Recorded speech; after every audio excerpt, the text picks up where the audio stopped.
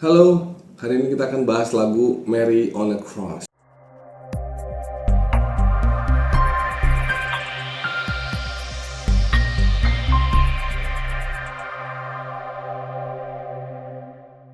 Teman-teman pasti sudah dengar lagu Mary on a Cross ini ya. Ini lagunya yang sempat viral banget di tahun 2022. Viralnya itu di TikTok dan memang lagu ini bagus sekali. Dan ya ketika pertama kali dengar lagu ini gue langsung penasaran, lagu ini artinya luar biasa sekali. Bagi teman-teman yang belum pernah dengar lagu ini, aduh kasihan banget. Ini gue kasih linknya, adanya di atas ya. Coba nonton dulu, dengerin dulu, lagunya bener-bener bagus. Dan lagunya kesannya memang agak aneh. Kesannya kayak eh, bagian pertama sama bagian kedua ketika ref itu kayaknya dua lagu yang berbeda. Tapi ternyata itu juga ada artinya. Ada artinya banget. Nah, langsung aja kita masuk ke pembahasan lagu ini, oke? Oke, lagu Mary on a Cross yang dinyanyikan oleh Ghost. Lucu sih nama bandnya Ghost ya, tapi lain hari gue bakal bahas kenapa nama bandnya Ghost. Oke, di sini dia bilang, we were speeding together down the dark avenues, but beside of the stardom, all we got was blues. Jadi kata speeding di sini, we were speeding together, ini menandakan dia jadian, dia menjalani sebuah hubungan relationship dengan satu cewek ini.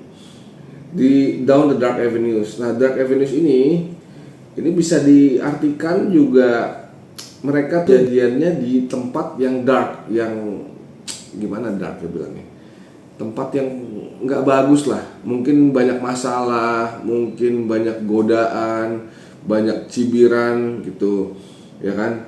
Jadi di dark avenues ini yang menggambarkan dunia yang tidak baik ya bagi sebuah relationship, mereka mendapatkan stardom. Stardom ini berarti banyak yang melihat mereka. Mungkin sebagai pasangan, mereka adalah pasangan yang dikenal banyak orang. Mungkin di sini ya di lagu ini bisa dibilang pasangan ini adalah pasangan penyanyi rock. Jadi sebagai penyanyi rock, artis, ya mereka banyak dilihat orang. Ya, jadi sebagai sebuah pasangan, mereka berjalan di jalan yang tidak baik, ya. Banyak yang melihat mata mereka secara stardom, tapi walaupun banyak yang melihat mereka berjalan di tempat yang kesannya tidak baik. Ya, banyak yang mencibir mereka, banyak yang ngata-ngatain mereka. Jadi mereka mendapatkan blues. Jadi mereka mendapatkan kesedihan. Walaupun mereka jadian, ya jadian lah gitu ya. Walaupun mereka jadian, tapi mereka dapatnya blues. Nah, blues ini nyambung ke sorrow nih, ya kan? Bluesnya nyambung ke sorrow. But through all of that sorrow, we were riding high, and the truth of the matter is, I'll never let you go. Di antara semua kesedihan itu, kita riding. Tadi kan dibilang di pertama speeding ya. Speeding ini berarti kan nyetir dengan cepat. Nyetir dengan cepat ini speeding kita artikan sebagai dia jadian. Nah, riding di sini juga masih sama nih. Dia riding. Sekarang dibilang riding high. Jadi walaupun banyak kesedihan yang kita hadapi, kita tetap menjalani hubungan relationship ini dengan luar biasa. Kita riding high, kita tinggi, kita tetap menjalani hubungan ini dengan luar biasa. Dan saya mau kasih tahu katanya, secara kebenaran, saya tidak akan pernah meninggalkan kamu. Berarti si cowok ini atau penyanyinya itu sangat setia kepada ceweknya. Walaupun mereka ya dilihat dan terkesannya tidak baik ya. Banyak yang mencibir mereka di bait pertama, di bait kedua juga dia menjelaskan kalau banyak kesedihan, dan walaupun kesedihan itu mereka hadapi, mereka tetap menjalani hubungannya dengan baik, dan cowoknya nggak bakal ninggalin dia. Luar biasa sih, ya luar biasa sekali nih. Terus lanjut ke bait ketiga, we were scanning the cities, rocking to pay the dues, but beside of the glamour, all we got was bruised. Ya, mereka scanning the cities, bisa dibilang ya mereka jalan-jalan keliling kota ya. Jalan-jalan keliling kota ini juga sama, menggambarkan mereka menjalani sebuah hubungan. Ya, jalanin aja hubungan ini gitu. Rocking to pay the dues. Nah, rocking ini yang menandakan, rocking ini kan main rock. Jadi menandakan bahwa mereka memang penyanyi. Satu pasang ini, cowok cewek ini adalah penyanyi. mereka ngerok terus menerus ya, main rock untuk bayar utang. Nah, bayar utang ini menurut gua ini perumpamaan sebagai dia tuh menjalani kehidupan sehari-hari, ya harus bayar tagihan, harus bayar cicilan, listrik, segala macem. Mereka ya menjalani hidup seperti biasa aja. Dan walaupun hidup mereka ya di sini ada glamour ya, dia kan bilang mau pay the dues, tapi ada kata-kata glamour di sini. Jadi kesannya tuh hidup mereka mewah. Jadi di mata orang lain yang tidak ada berada di dalam hubungan ini, orang-orang yang melihat hubungan ini sebagai penyanyi rock, kayaknya kelihatannya keren banget nih mereka berdua. Kelihatannya terkenal, luar biasa, keren, kayaknya sih banyak duit. Tapi walaupun kelihatannya glamour di luar, mereka sebenarnya all good, sebenarnya mereka babak belur. Jadi sebagai sebuah pasangan, mereka berdua kelihatannya doang baik-baik saja, tapi sebenarnya babak belur. Lalu diulang lagi ya di sini. Nah, babak belurnya ini berhubungan dengan sorrow di sini. Sama seperti blues yang berhubungan dengan sorrow di sini. Mereka bonyok dan mereka sedih pastinya. Tapi walaupun mereka sedih, mereka tetap riding high. Sebagai pasangan mereka tetap ya menjalani hubungan ini dengan luar biasa. Dan cowoknya bilang lagi, and the truth, kebenarannya bahwa saya tidak akan pernah ninggalin kamu. Saya tidak pernah akan ninggalin kamu. Oke. Nah, teman-teman pernah dengar juga gak ada orang luar negeri ya yang mengartikan lagu ini ketika lagu ini lagi viral-viralnya banget waktu itu tahun 2022 atau 2021 kurang lebih ya, lagunya viral banget di TikTok. Dan ada satu cewek YouTuber mungkin dari Amerika, nanti gua tampilin linknya di atas teman-teman. Dia bilang kalau arti lagu ini tuh kotor banget, vulgar banget, porno sekali menurut si cewek itu ya. Tapi setelah gue cari tahu, gue coba telusuri satu persatu, gue baca liriknya satu persatu, gue dengerin, gue ulang-ulang terus ketika gue naik mobil, gue setel terus ulang-ulang. Ini lagu bagus banget artinya. Dan menurut gue cewek itu biasnya mereka melihat band Ghost yang dandanannya ya kayak setan, dan merasa bahwa band Ghost ini nyanyi lagu yang pasti artinya juga nggak benar. Menurut gue dia bias seperti itu, makanya dia mengartikan lagu ini tidak baik. Tapi lagu ini bagus banget. Dan judulnya Mary on a Cross sendiri, Mary on a Cross, Mary disalib. Luar biasa sekali lagunya gitu loh. Ya. Karena Mary on a Cross kita langsung lanjut masuk ke liriknya. Oke. You go down just like Holy Mary, Mary on a cross. Not just another bloody Mary, Mary on a cross. If you choose to run away with me, I will tickle you internally, and I see nothing wrong with that. Ini bagi cewek itu, gue udah denger juga ya kata-kata dia ya. Menurut mereka, menurut si cewek itu, bukan mereka, menurut si cewek itu, go down just like Holy Mary ini kan Mary jatuh tersungkur ya. Terus cowoknya duduk. Ketika cowoknya duduk dan ceweknya tersungkur, menurut si cewek itu, si cewek sedang memberikan BJ ke cowoknya. Menurut gue WTF men, gak nyambung sama sekali. Aneh banget sumpah, dia ngertiin lagu ini aneh sekali. Terus di bagian I will tickle you internally, menurut si cewek itu, tickle internally ini artinya begini. Artinya menurut dia. Terus makanya cowoknya bilang nothing wrong with that. Dan WTF banget. Lu kayak ngasal banget ngertiin lagunya. Artinya yang benar seperti ini. Gue gak tahu, tapi menurut gue ini benar. Menurut gue ini benar banget. Teman-teman sebagai penonton coba kasih komen. Menurut gue ini benar banget. You go down just like Holy Mary, Mary on a cross ya. Kamu jatuh seperti Ibu Maria, Maria yang ada di salib. Sekarang kita bayangin jadi mamanya Yesus. Ya, kita kesampingkan dulu urusan agama, tapi kita bayangin jadi mamanya Yesus. Yesus ini anaknya mati, disalib. Nggak cuma disalib, udah dicambuk, dipaku, diludahin. Bayangin perasaan jadi mamanya. Bayangin, gila, sedihnya minta ampun. Saking sedihnya, ya dia cuma bisa go down. Jadi bisa dibilang arti lagu ini di lirik di refnya, ceweknya ini sedang punya masalah. Masalahnya begitu besar sampai ceweknya cuma bisa jatuh. Jatuh seperti Mary di kayu salib, ya. Mary di kayu salib itu sangat sedih sampai dia jatuh. Ya, kakinya lemes ngelihat anaknya seperti itu. Dan setelah kita lihat tadi ya, bagian di luar ref ya, dari awal sampai pertengahan ini, yang bagian yang di sini, ini semua menceritakan tentang masalah. Dan kalian teman-teman kalau dengar lagunya, bagian ref dan bagian awalnya itu nadanya beda sekali, seolah-olah seperti dua lagu yang berbeda. Karena gue yakin si penyanyi, si pencipta lagu itu juga ingin menunjukkan bahwa ya ini kontras. Di sini kontras dengan yang di sini, kontras sekali.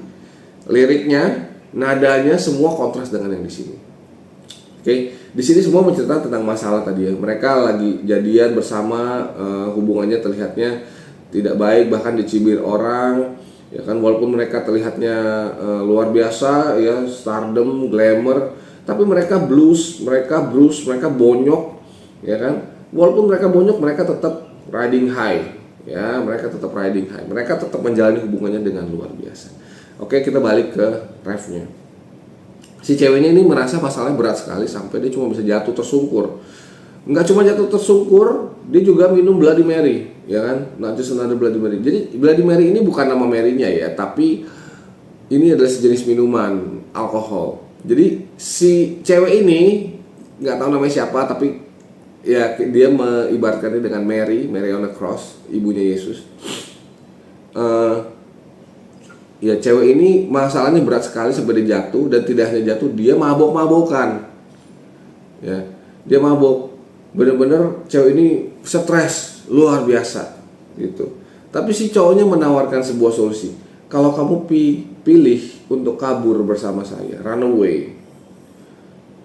Run away ini bisa ya bukan berarti pergi keluar kota apa gimana ya, tapi yang gua nangkep di lagu ini kabur dari masalahnya. Ya, jadi masalahnya ini ya ada beberapa hal yang tidak perlu ditanggapi. Misalnya tadi yang kayak di Dark Avenues atau enggak Pay the Dues, ya.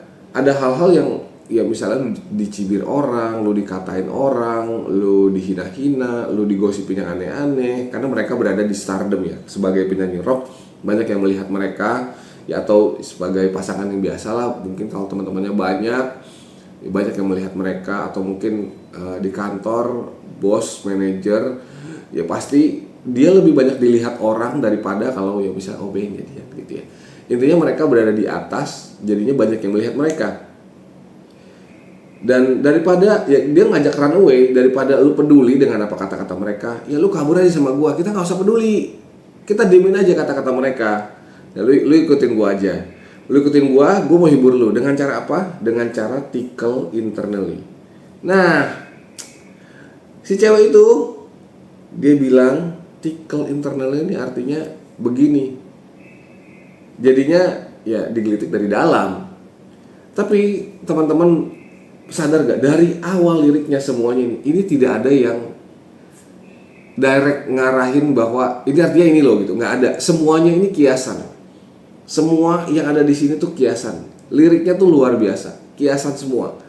Jadi si penyanyi pengen pendengar itu mikir dan merefleksikan lagu ini ke hidup kita masing-masing. Menurut gue seperti itu. Jadi Ghost ya ada lagu yang error juga ada, tapi lagu yang ini luar biasa bagus banget. Oke, tickle internally di sini menurut gua artinya ya, kita bahas lagi dari awal ya, intinya si cewek punya masalah luar biasa sampai jatuh, sampai dia mabok-mabokan, ya kan, dia stres, mungkin dikatain orang segala macam, cowoknya ngajak kabur, dan cowoknya mau tickle internally. Dan ketika dia sudah selesai tickle internally, cowoknya bilang nothing wrong with that. Tidak ada yang salah dengan gua tickle internally-nya lu. Tickle internally-nya di sini menurut gua ada artinya simple, ngelawak.